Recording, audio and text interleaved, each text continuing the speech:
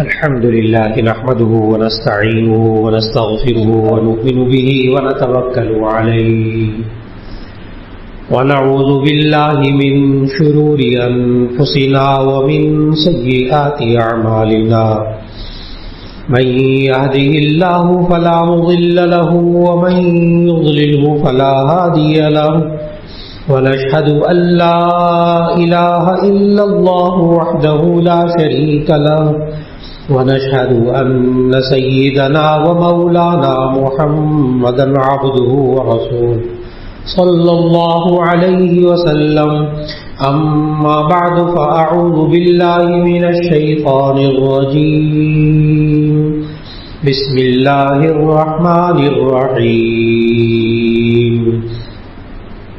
وسارعوا إلى مغفرة من ربكم وجنة عرضها السماوات والأرض أعدت للمتقين الذين ينفقون في السراء والضراء والكاظمين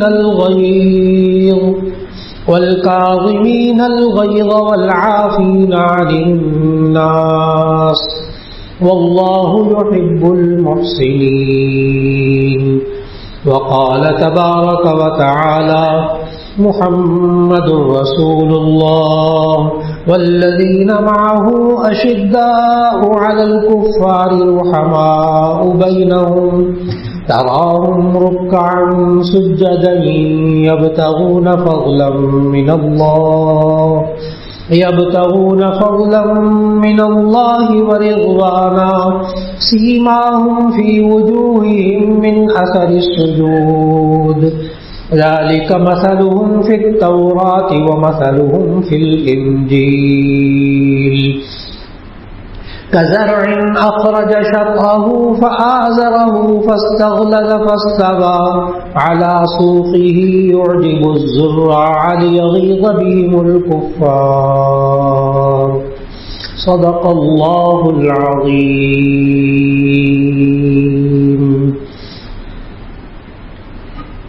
اللہ رب العزت نے ہم سب کو یہ دین اسلام دین رحمت عطا فرمایا. خود اللہ رب العزت سراپا رحمت ہے. اللہ کی رحمت بہت وسیع ہے. اللہ نے جو آخری نبی صلی اللہ علیہ وسلم کا ہمیں امتی بنایا، ان کا لقب بھی اللہ نے قرآن مجید میں رحمت للعالمین، تمام جہانوں کے لیے رحمت فرمایا. وما ارسلناک الا رحمت للعالمین. اور پھر اس کے ساتھ ساتھ اللہ نے انسانوں کو بھی آپس میں رحم کرنا سکھایا. خود اللہ رحمت کرنے والا نبی کریم صلی اللہ علیہ وسلم کو رحمت بنا کر بھیجا، اور انسانوں کو بھی آپس میں رحم کرنا سکھایا. یہاں تک کہ نبی کریم صلی اللہ علیہ وسلم نے ارشاد فرمایا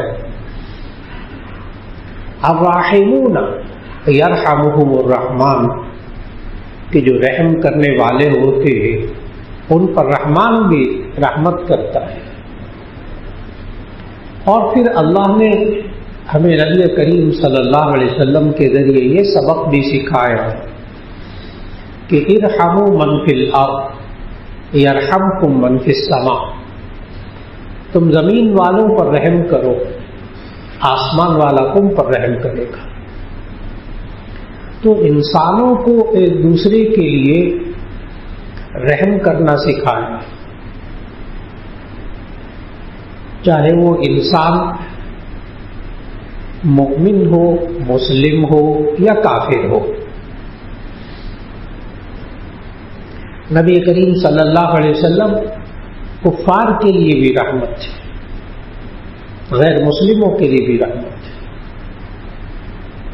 اور اس کے بے شمار واقعات سیرت طیبہ میں موجود ہیں.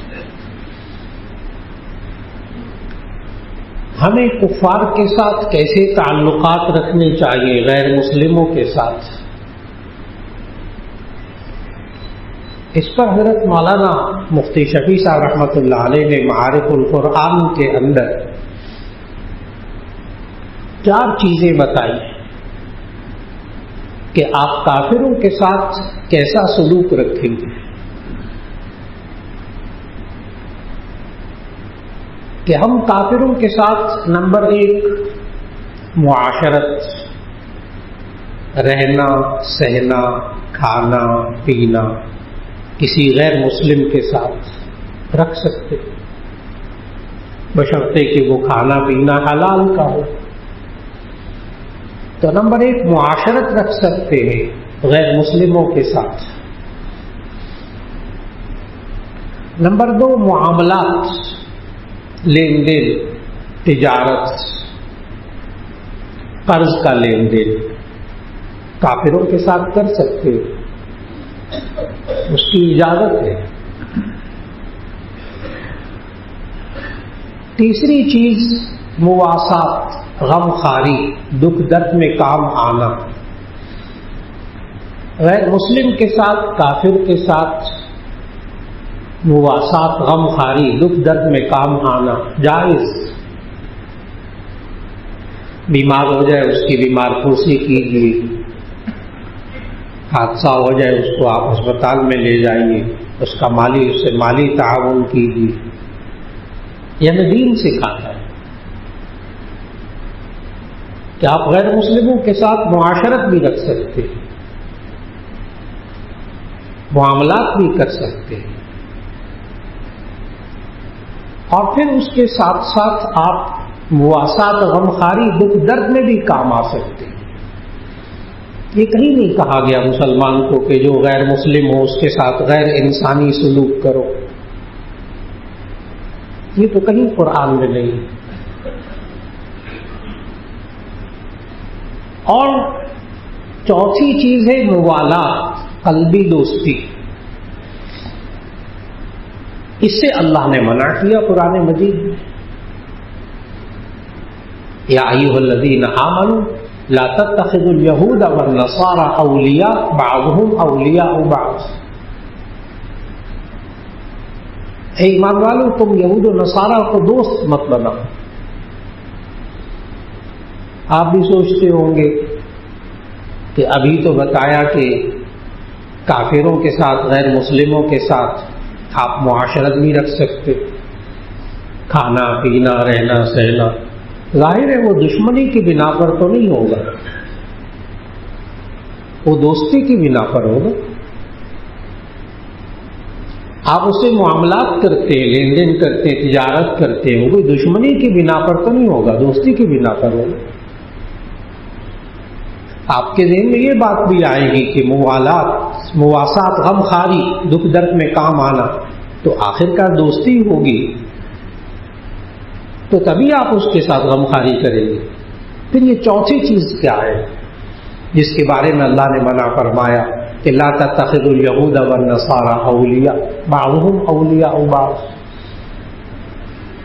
اے ایمان والو یہ یہود و نصارہ کو دوست مت بناؤ، ایسا قلبی دوست کہ جس کی وجہ سے تم ان کے اعمال اختیار کرنے لگو، ان کے عقائد اختیار کرنے لگو، حلال حرام کی پرواہ بھی نہ کرو.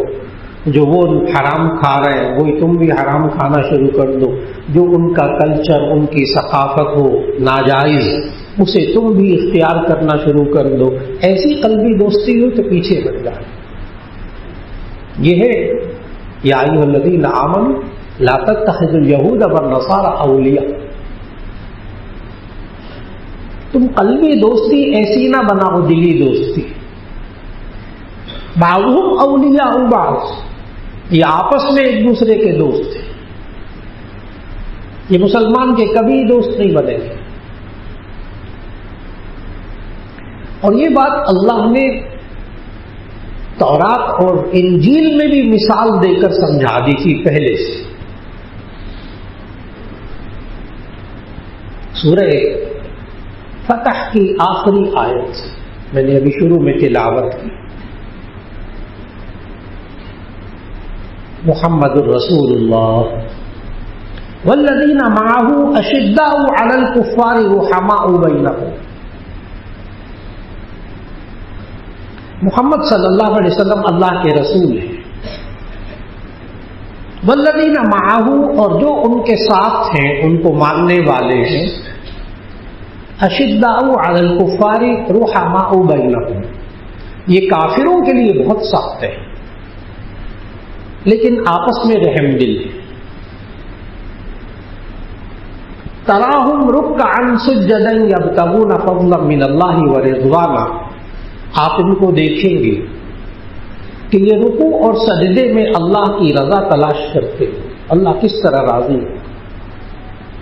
سیماہم فی وجوہہم من اثر السجود، ان کے چہروں میں، ان کی پیشانیوں میں سجدے کے نشانات ہوں گے. آگے الفاظ غور سے سنیے گا. ذالک مثلہم فی التوراۃ ومثلہم فی الانجیل، یہ وہ ہے جن کی مثال تورات میں تھی، جن کی مثال انجیل میں تھی. پہلے سے اللہ نے بتایا. لیکن آپ سوچئے گا کہ جو تورات اور انجیل میں محمد صلی اللہ علیہ وسلم کی شان بیان ہوئی اور ان کے ماننے والوں کی جو شان بیان ہوئی، کہیں اس میں فرق تو نہیں آ گیا کچھ؟ میں ترجمہ دوبارہ کر لیتا ہوں. محمد رسول اللہ والذین معہ اشداء علی الکفار رحماء بینہم، کہ محمد صلی اللہ علیہ وسلم اللہ کے رسول ہیں اور ان کو ماننے والے اشداء علی الکفار کافروں کے لیے بہت سخت ہوں گے. رحماء بینہم، آپس میں رحم دل ہوں گے. سوچیے گا کسی وقت بیٹھ کر کے کیا الٹ تو نہیں ہو گیا کہ آپس میں مسلمان لڑ مر رہے ہوں، آپس میں لڑائیاں اور ساری یاریاں دوستیاں کافروں کے ساتھ. الٹ تو نہیں ہو گیا جس کا خمیازہ بھگتنا پڑتا ہے انسان. یہ الٹ کر بیٹھا آج یہ مسلمان. آپس میں رحماء بینہم تھا، یہ آپس میں رحم دل، یہ آپس میں ملکی سطح پر بھی فرقوں میں بٹ کر بھی لڑ رہے ہیں، مار رہے ہیں ایک دوسرے. وہ بھی کہتا ہے میں مسلمان ہوں، وہ بھی کہتا ہے میں مسلمان، دوسرا کہتا ہے میں اس سے بڑا مسلمان. مسلمان ملک کے آپس میں لڑ رہے ہیں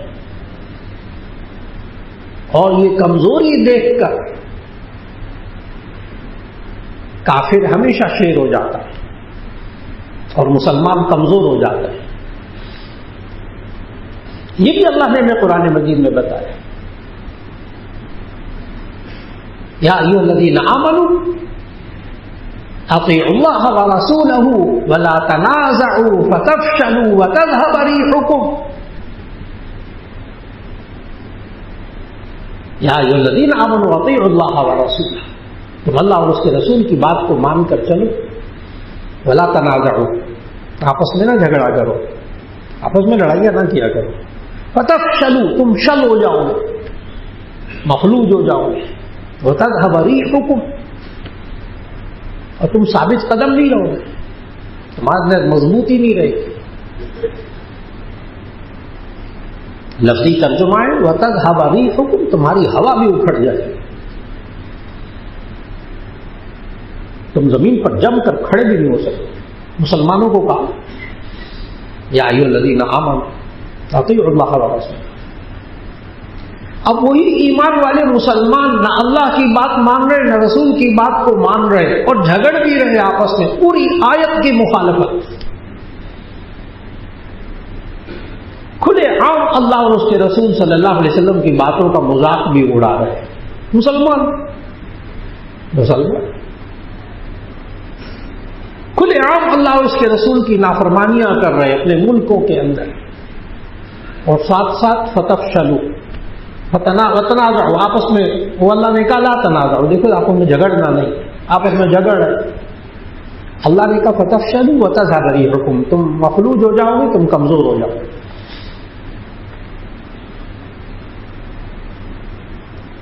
اب سوال یہ ہے کہ اللہ نے جب یہ کہا کہ اشداء علی الکفار رحماء بینہم، کہ کافروں کے لیے انتہائی سخت، آپس میں رحم دل. اب پھر میری شروع کی بات میں اور اب اس جملے کے اندر آپ کو پھر تعارض محسوس ہو رہا ہوگا.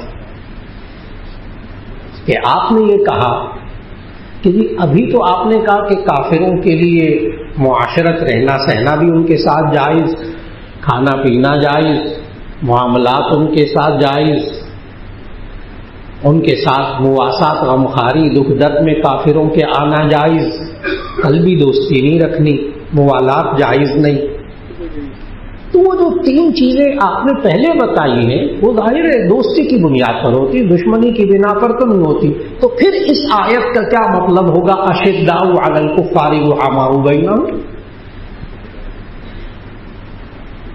یہ مسلمان جو اللہ اور اس کے رسول صلی اللہ علیہ وسلم کو ماننے والا ہے اس کا مزاج یہ ہے کہ اشداء علی الکفار رحماء بینہم، کافروں کے لیے بہت سخت، آپس میں رحم دے. اب وہ سوال ہوگا کہ القرآن یفسر بعضہ بعضا، یہ قرآن خود اپنی تفسیر کرتا ہے ایک حصے کی دوسری جگہ جا کر، اور اللہ نے ہمیں سمجھایا کن کافروں کے ساتھ اچھا سلوک کرنا ہے، کن کافروں کے ساتھ برا سلوک کرنا ہے. یہ اللہ نے ہمیں قرآن مجید میں کھل کر بتایا.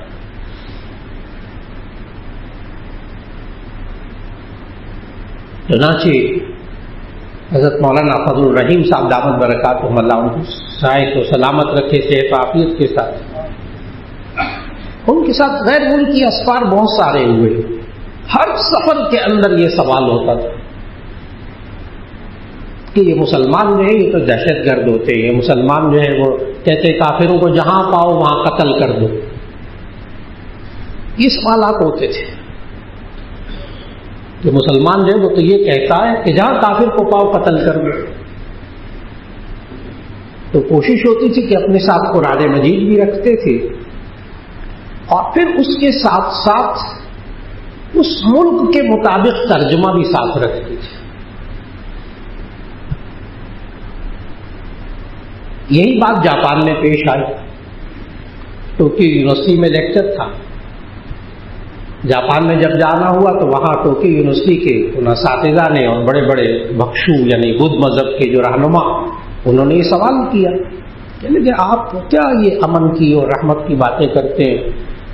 آپ کے تو قرآن میں یہ ہے، آپ اسلام میں آپ کو یہ سکھاتا ہے کہ جہاں کافر کو پاؤ وہاں قتل کر دو اور کافروں کے ساتھ سخت رویہ رکھو، اشداء علی الکفار. تو آپ یہ کیا رحمت اور امن کی بات کیا کرتے ہیں آپ لوگ اسلام کی؟ تو ہم اسے پوچھتے تھے کہ آپ کو یہ بات کس نے بتائی؟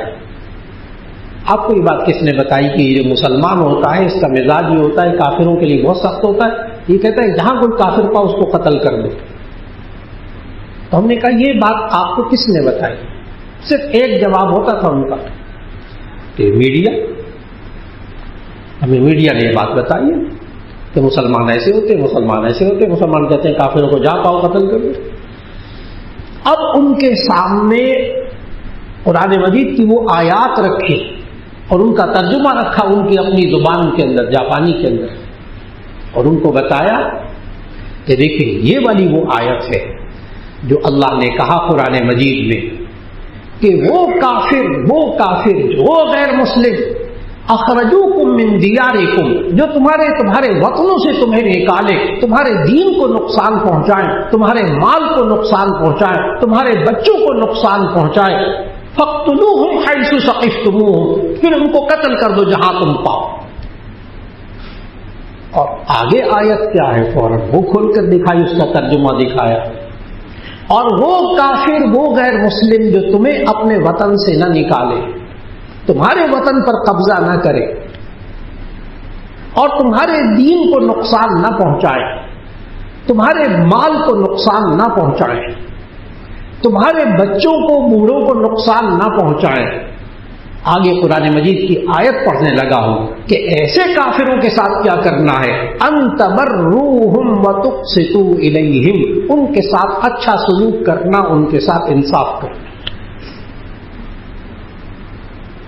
جب یہ آیات ان کے سامنے کھول کر دکھائیں تو ان کے الفاظ پتہ کیا تھے؟ ان کے الفاظ سے یہ تو اقوام متحدہ کا چارٹر ہے انسانی حقوق کا. یہ تو آپ نے جو ابھی آیات کا ترجمہ ہمیں دکھایا، یہ تو اقوام متحدہ کے انسانی حقوق کا چارٹر ہے کہ جو تمہارے ساتھ اچھے طریقے سے آپس میں رہتے ہیں، چاہے کوئی دین ہو، ان کے ساتھ اگر تمہیں نقصان نہیں پہنچا رہے تو ان کے ساتھ اچھا سلوک کرو، ان کے انسانی حقوق کو پورا کرو.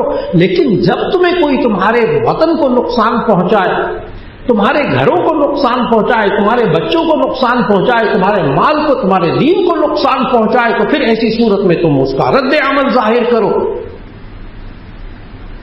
کہنے لگے یہ تو اقوام متحدہ کے انسانی حقوق کا چارٹر ہے. ہم نے کہا بالکل درست. پھر اس کو تو ہم بھی مانتے، اس کو تو ہم بھی مانتے، یہ تو ہمارا بھی ملکی قانون ہے. آج بات کو بہت سمجھنا ہے، بہت اچھی طرح.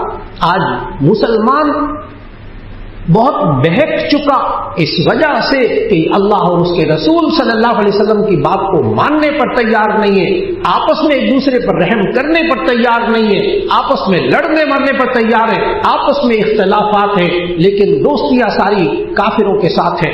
اور اس وقت آنکھیں کھلتی ہیں، اس وقت آنکھیں کھلتی ہیں جب مصیبت کے وقت میں آج تک پاکستان کے کوئی کام نہیں آیا،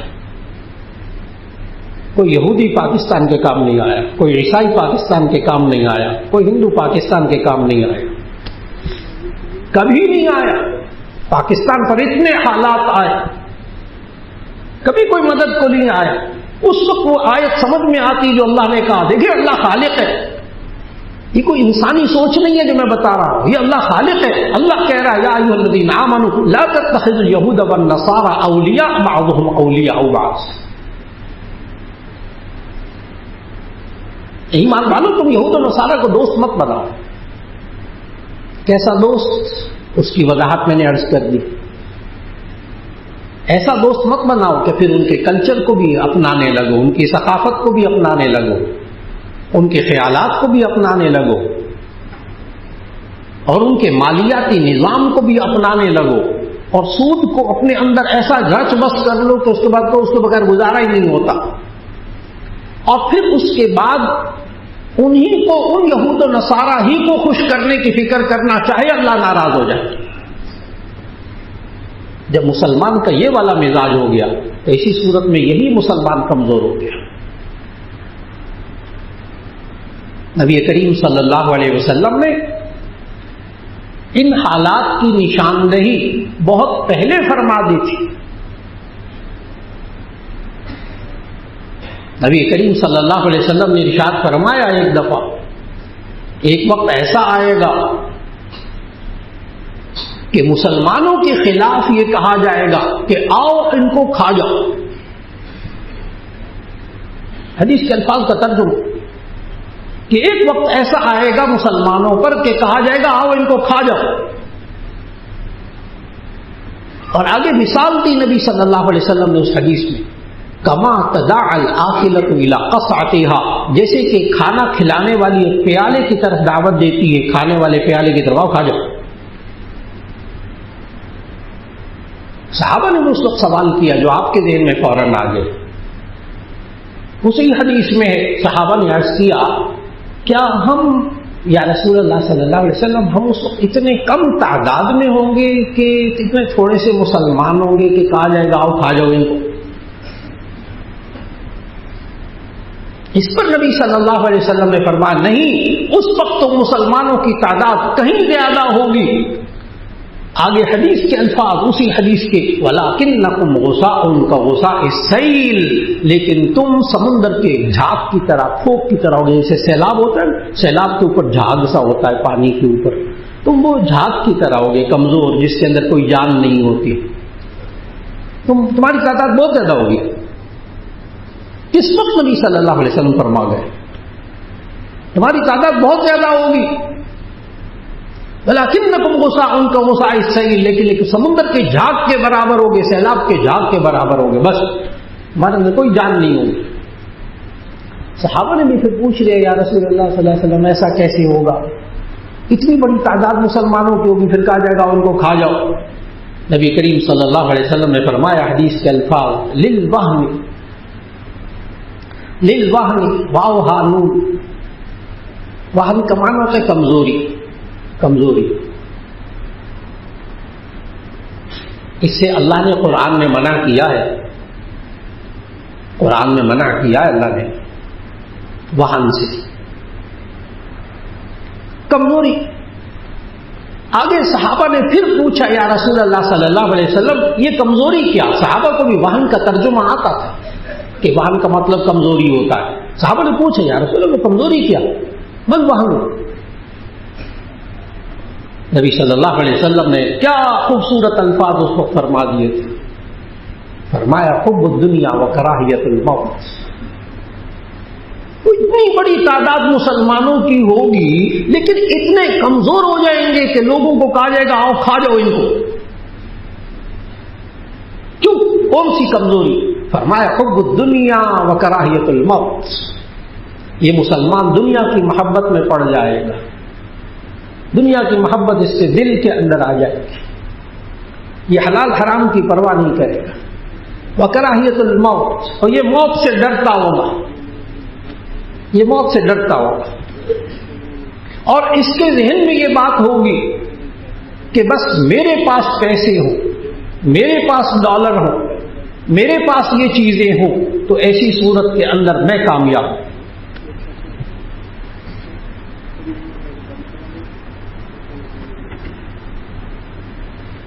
وہ یہ سوچتا ہوگا میرے پاس پیسہ ہوگا تو میں کامیاب ہوں، زیادہ سے زیادہ پیسہ حاصل کرنے کی کوشش کرو، جتنا مال و دولت ہوگا اتنے ہم مضبوط ہو جائیں گے۔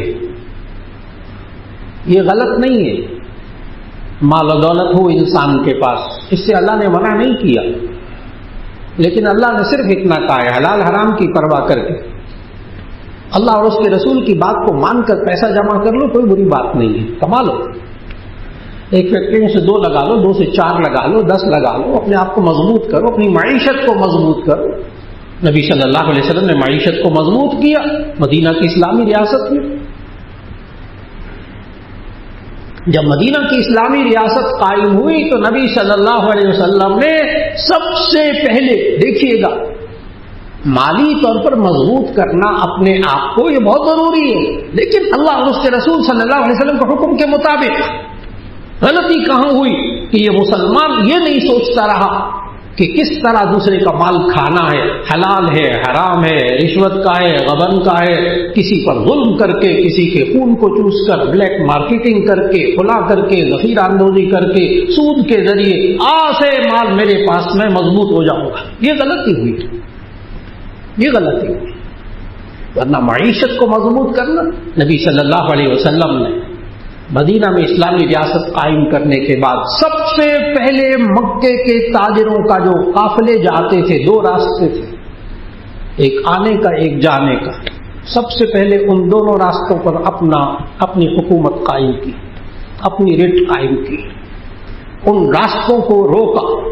اب ہماری اجازت کے بغیر یہاں سے، مکے سے یہاں قافلے شام کی طرف نہیں جا سکیں گے اور فلاں فلاں علاقے کی طرف نہیں جا سکیں گے، ہماری رائے ہوگی تو جائیں گے۔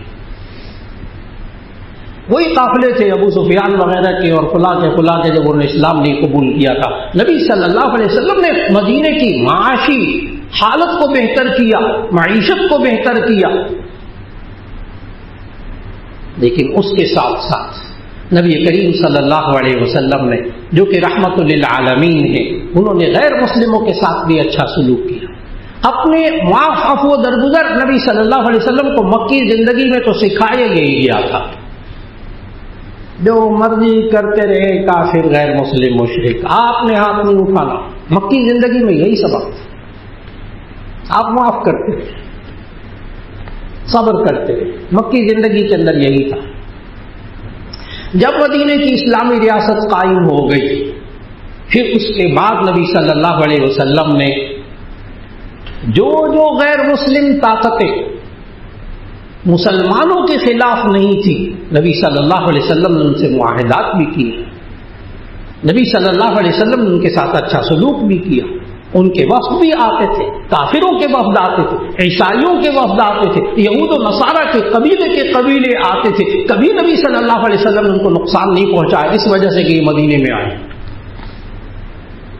ایک مثال نہیں ملتی پوری سیرت طیبہ میں کہ کہ نبی صلی اللہ علیہ وسلم نے بلا وجہ کسی کافر کو تکلیف پہنچائی ہو، سوال ہی پیدا نہیں ہوتا، بلکہ اگر کفار نے نبی صلی اللہ علیہ وسلم کو ذاتی طور پر تکلیفیں پہنچائی تو نبی صلی اللہ علیہ وسلم نے ان کو بھی معاف کر دیا۔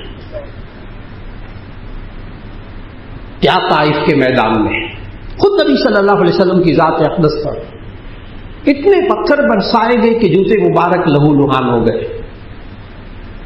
جبرائیل علیہ السلام آئے، اگر آپ اجازت دیں تو یہ طائف کے دو پہاڑوں کو میں آپس میں ملا دوں تو یہ تہس نہس ہو جائے ساری قوم۔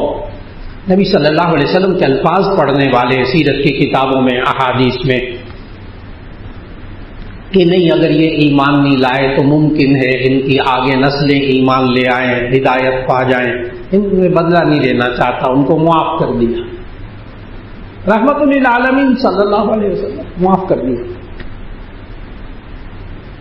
آج نبی صلی اللہ علیہ وسلم کا اس طائف کے لوگوں کو، طائف کے لوگ بنو ثقیف کے لوگ، بنو ثقیف کے لوگ جن کو نبی صلی اللہ علیہ وسلم نے سب کچھ ہو کر اپنی ذات کے لیے معاف کیا،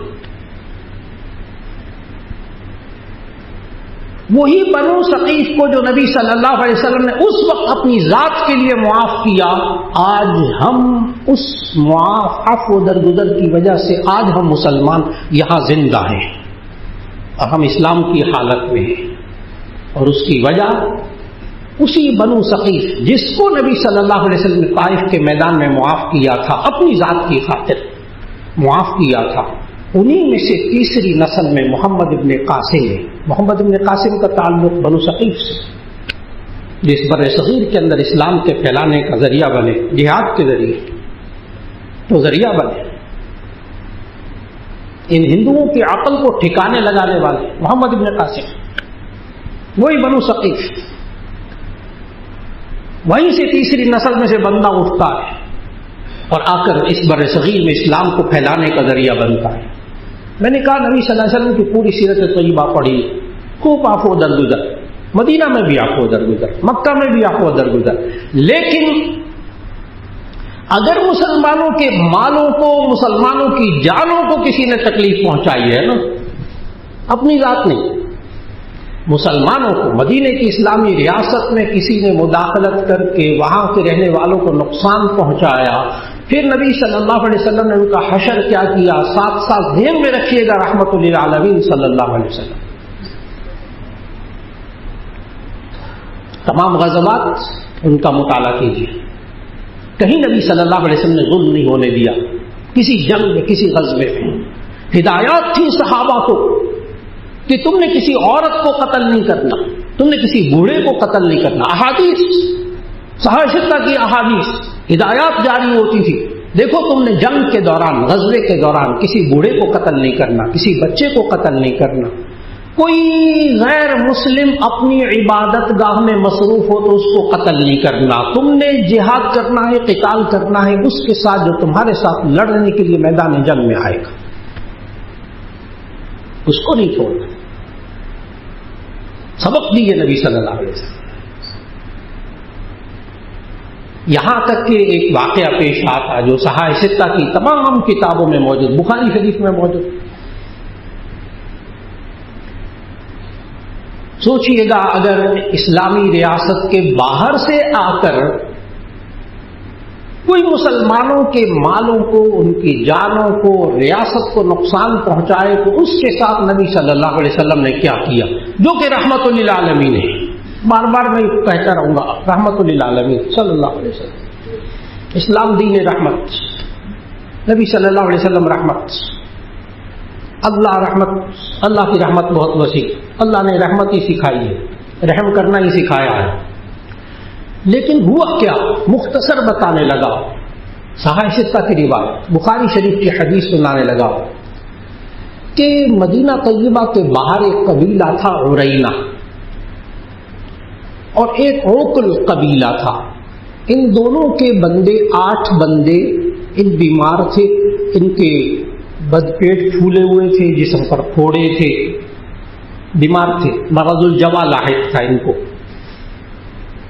پیٹوں کے امراض میں مبتلا تھے، یہ آگے اہل عرینہ مدینہ میں، نبی صلی اللہ علیہ وسلم نے حالت دیکھی ان کی، تو ان کو کہا کہ انہوں نے ظاہر یہ کیا کہ ہم ایمان والے ہیں، بعد میں ابھی میں بتاتا ہوں کہ وہ حدیث میں موجود کہ یہ منافق تھے اور بعد میں مرتد ہو گئے تھے، اصل میں دین کے ساتھ ان کا تعلق بھی نہیں تھا۔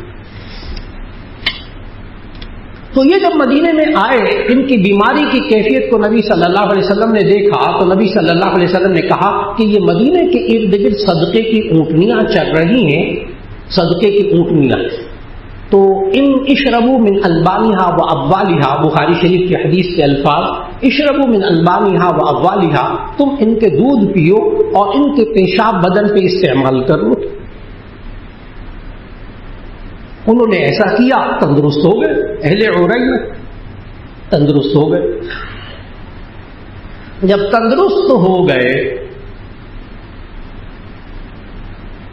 تو اس کے بعد بخاری شریف کی حدیث کے مطابق انہوں نے ان اونٹنیوں کو اس پر قبضہ کیا، انہی صدقے کی اونٹنیاں، ان اونٹنیوں کو بھی زخمی کیا، ساتھ لے گئے، اور اس وقت ان کے دو صحابہ جو صدقے کی اونٹنیوں کی نگرانی کرتے تھے ان کو قتل کیا، انہی اہل عرینہ نے۔ اب دیکھیے گا، مدینے کی اسلامی ریاست اور اس کے اندر باہر سے آ کر صحابہ، دو صحابہ، ان کو شہید کیا۔ ان میں سے ایک تو حضرت ابو ایوب انصاری رضی اللہ تعالیٰ عنہ کے بیٹے بھی تھے، اور ایک اور صحابی، ان دونوں کو قتل کیا انہی اہل عرینہ نے، باہر کے بندوں نے آ کر۔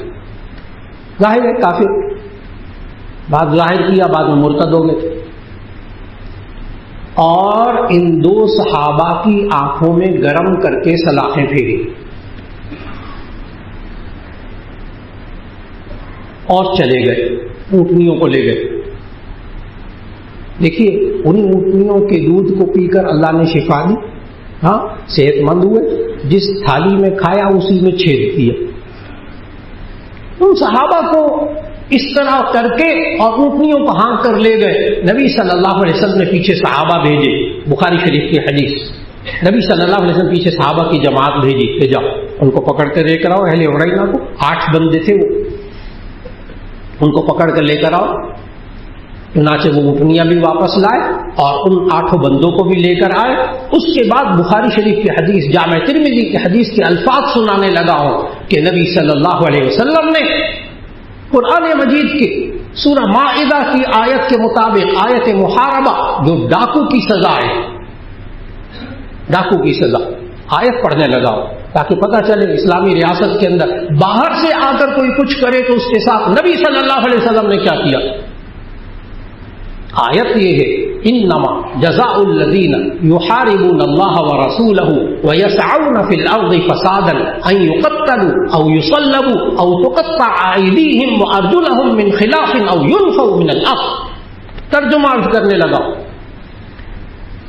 انما جزاء الذین، سوچئے گا اسلام دین رحمت، انما جزاء الذین یحاربون اللہ ورسولہ، ان لوگوں کا بدلہ جو اللہ اور اس کے رسول سے جنگ کرے، وَيَسْعَوْنَ فِي الْأَرْضِ فَسَادًا، اور زمین میں فساد پھیلائیں۔ اللہ نے اس کی سزا کیا بیان کی قرآن میں، أَن يُقَتَّلُوا، کہ ان کو قتل کر دو، أَوْ يُصَلَّبُوا، یا ان کو سولی دے دو، أَوْ تُقَطَّعَ أَيْدِيهِمْ وَأَرْجُلَهُمْ مِنْ خِلَافٍ، یا ان کے ایک طرف کا ہاتھ اور مخالف سمت کا پاؤں کاٹ کر ان کو چھوڑ دو، او ينفوا من الارض، یا ان کو اس سرزمین سے باہر نکال دو، اس ملک سے باہر نکال دو۔ قرآن رحم کرنا سکھاتا ہے، نبی صلی اللہ علیہ وسلم رحمت للعالمین، اسلام دین رحمت، اللہ کی رحمت بہت وسیع، وہی اللہ کیا سکھا رہا ہے، جو اللہ اور اس کے رسول سے جنگ کرے، وَيَسْعَوْنَ فِي الْأَرْضِ فَسَادًا، زمین میں فساد پھیلائیں، تو أَن يُقَتَّلُوا، یا تو تم ان کو قتل کر دو، أَوْ يُصَلَّبُوا، یا ان کو پھانسی دے دو، او تقطع ایدیہم وارجلہم من خلاف، یا ان کا ایک طرف کا ہاتھ اور مخالف طرف کا پاؤں کاٹ دو، او ينفوا من الارض، یا ان کو زمین سے باہر، سرزمین سے باہر نکال دو۔ نبی کریم صلی اللہ علیہ وسلم نے جب وہ اہل عرینہ جنہوں نے مسلمانوں کے ان اونٹنیوں کو نقصان پہنچایا، ان دو صحابہ کو نقصان پہنچایا، نبی کریم صلی اللہ علیہ وسلم کو جب گرفتار کروایا تو بخاری شریف کی حدیث کا ترجمہ، ترمذی شریف کی حدیث کا ترجمہ سنانے لگا ہوں کہ نبی صلی اللہ علیہ وسلم نے پھر ان اہل عرینہ کے ان 8 بندوں کے ایک طرف کا ہاتھ کٹوایا، ایک طرف کا پاؤں کٹوایا، اور پھر حدیث کے الفاظ بخاری شریف کے وَسَمَلَ أَعْيُنَهُمْ، ان کی آنکھوں میں گرم کر کے سلاخیں پھروائیں، کیونکہ انہوں نے بھی ان 2 صحابہ کی آنکھوں میں گرم کر کے سلاخیں پھروائی تھی۔ حضرت انس رضی اللہ تعالیٰ عنہ سے یہ روایت، حضرت انس رضی اللہ تعالیٰ عنہ فرماتے ہیں کہ ان کی آنکھوں میں گرم سلاخیں پھروا کر ایک طرف کا ہاتھ ایک طرف کا پاؤں کٹوا کر القاہم بالحرہ، ان کو مدینہ شریف کے قریب جو 2 ہے، حرہ جنوبیہ، حرہ شمالیہ، گرم ترین علاقے جن کی آج بھی مدینہ سے اگر آپ جدہ آئیں تو آپ کو راستے میں کچھ کالے کالے پہاڑ نظر آئیں گے، آپ کو کچھ کالے کالی سرزمین نظر آئے گی، اس میں کوئی جاندار نہیں ہے، اس میں درخت بھی کوئی نہیں ہے، اتنی گرمی وہاں پڑتی ہے کہ کالے پتھر ہیں اس وقت، اس کو حرہ کا علاقہ کہتے ہیں۔ نبی صلی اللہ علیہ وسلم نے ان مسلمانوں کے دشمنوں کو، ان مسلمانوں کے مالوں کو، ان کی اونٹنیوں کو، ان کے صحابہ کو تکلیف پہنچانے والوں کو یہ سزا دی کہ ایک طرف کا ہاتھ کٹوایا قرآن مجید کے حکم کے مطابق، اللہ کے حکم کے مطابق، ایک طرف کا پاؤں کٹوایا، ان کی آنکھوں میں گرم کر کے سلاخیں پھروائیں، وَأَلْقَاهُمْ بِالْحَرَّةِ، اور ان کو حرہ کے علاقے میں ڈلوا دیا۔